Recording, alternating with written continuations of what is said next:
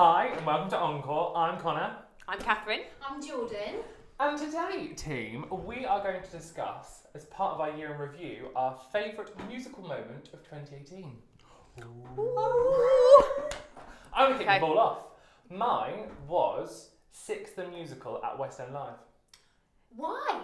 Because I didn't expect Not it. like why, because I'm like, Yeah. Why six? Why? Because I didn't expect it.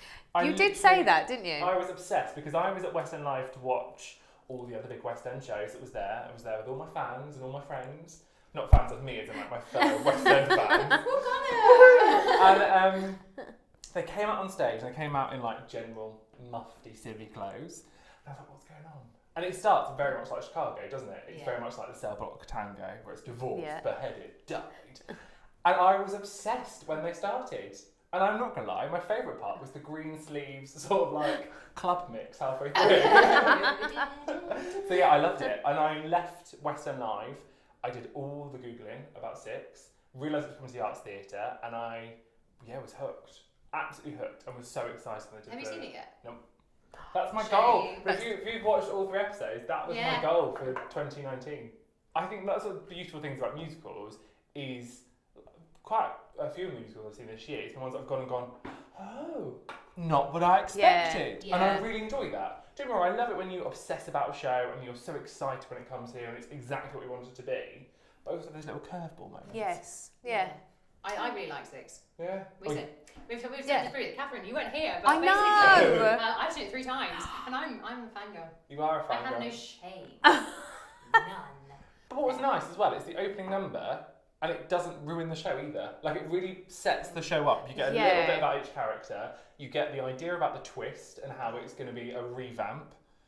But yeah, I was obsessed. It was really nice as well because Six, at that point, only had 1 swing at the time, and Amy Atkinson was away with her girl band in a competition, and they put Grace in, and Grace understood all 6, so you would have seen Grace play Catherine Howard as well. Because that's the thing, when I went to do my digging in, I was like, where's she gone? What happened to her?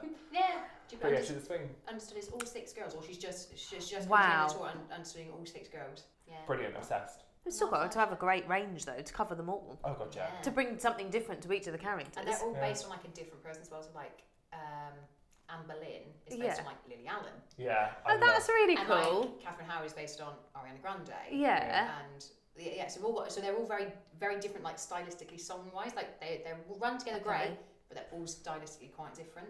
I love it. Funsies. I'm really excited. You've sold it to me. Oh, yeah. we should go together. We should. Oh, I'd like that. A date.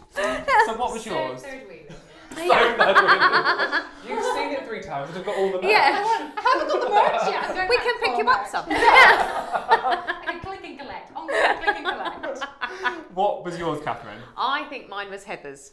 Good So choice. I guess kind of differently to you, mine had loads of hype, or my choice had loads of hype, and there was obviously lots of investment, and it kind of trickled in the other palace, and then obviously moved. But when I went to go and see it, it was swamped with fans. I mean, it was just heaving, and not to name drop, but Simona Budd, who was the MD, I'd gone to go and support her, so I went round to go and see her at the stage door, and we went for a drink afterwards, and the queues, I mean, I've not seen stage door queues like that for a long time. Jordan. Yeah.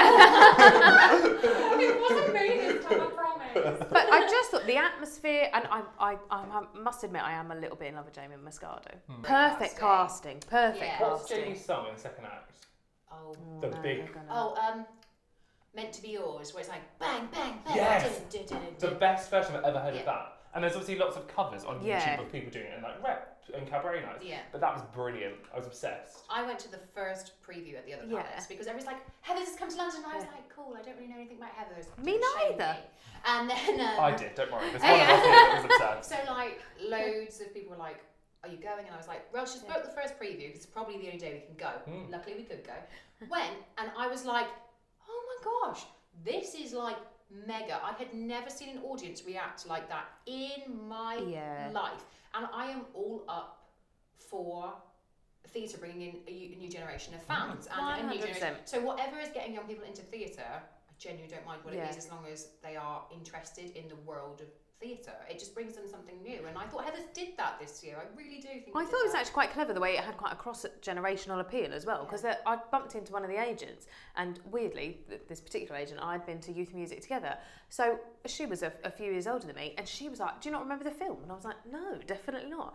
She was like, "I loved it when we were younger," and so I think for everybody. But I was amazed at how many people were dressed up, and what you see on all the social media stuff, people wanting to get new stuff, and get all the merchandise. But I just thought it was a really slick show. I've also got to say, they are one of the nicest creative teams in the entire world. Larry, Kevin, Andy, Paul had a lot of time for the people like Andy Fickman. We actually have had conversations with time. When he first spoke to me, I was like, "You know my name." Hello. But they were so nice, and they were so out there with their fans. Like, they take photos with the fans as well, and I think it's the first time I've really seen a creative team there quite a lot. Obviously, they're from the States. They are going to be in quite a lot. But it was the first time I'd seen them really kind of interact with fans on site at the theatre, not just in the creative process and things. So that was really passionate cool. about their product. I think that was the thing, and that would always stem through, especially in interviews that I've watched with Andy Fickman. But I think it stems through, like, if your creatives are that passionate, then obviously your cast will pick up that passion. And actually, I think it's integral to any performance. If your creatives aren't 110% passionate about the work they're going to do, how can they do the best production that they're ever going to do? Oh, exactly, And the fandom was strong. Yes. Strong fandom. What was your top musical moment of 2018? Do you know what, guys? I absolutely loved the Club 11 concerts this year. I've never been to one. No, me neither. You missed out, just saying. So I saw the Light Princess in concert, where they brought back like Rosie Craig to play the Light Princess, with a great cast, a full orchestra. It was amazing. And then I saw Jeremy Jordan. He's so beautiful. Wow. I honestly walked out the concert and I was like, wow. Because, I find it quite hard to listen to like albums and things. I'm not the best soundtrack listener, we all know this. And I went to his concert and I was like, he's great. I knew him from like Smash, Bonnie and Clyde, etc. But he gave a concert of real diversity.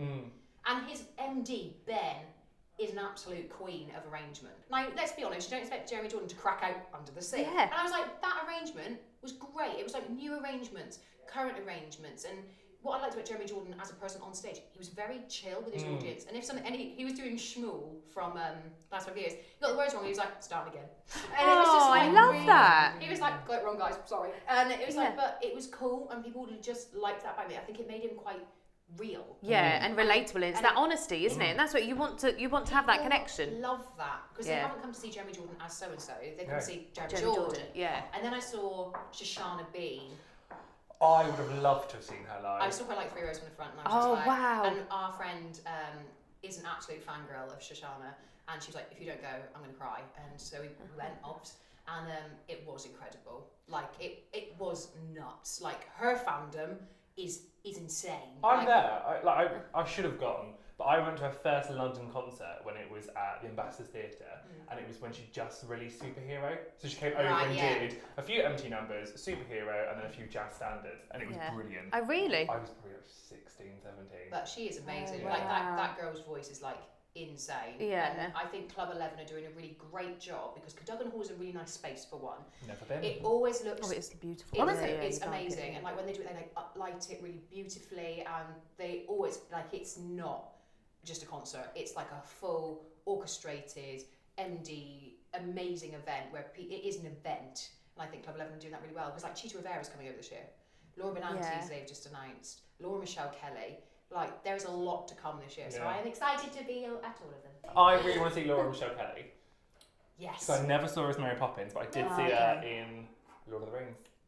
Oh, did I you? never saw Lord of the Rings. That's a different vlog. Can we talk about like underrated musicals and things? Let's do that. It's underrated. Oh, okay. It was stunning. Controversial musical. Yes. It was technically brilliant. But my favourite moment in the whole show, I was never a Lord of the Rings fan. Yeah. My favourite moment in the show was Lost Lorien, like the Laura Michelle Gladriel number. Gladriel, yeah. Thank you. Where she like cascades down on like ribbons, and it was beautiful. Wow. But yeah, Laura Benanti, I'm excited. Who's currently My Fair Lady. Yeah. Yes. I'm really looking forward to Laura Benanti, because I think love as well My she Fair is Lady. like quite comedic. Like when she does like a Melania. Yeah. in the States, I'm like, I wonder what she's going to kind of bring to a concert setting. It's her first London concert ever. Yeah. So should be good. Buzzed. Absolutely buzzed. Well, that is 3 cracking. Heaven's 6 and Club 11. Yeah. Wow. Hashtag not sponsored. Not sponsored. So we will leave you to it. See you soon, guys. Bye. Bye. If you enjoyed that video, click the subscribe button and the notification bell. For all the latest musical theatre news and gossip, check out encoreradio.co.uk. And don't forget to follow us on Instagram, Twitter and Facebook at Encore Radio UK. See you soon!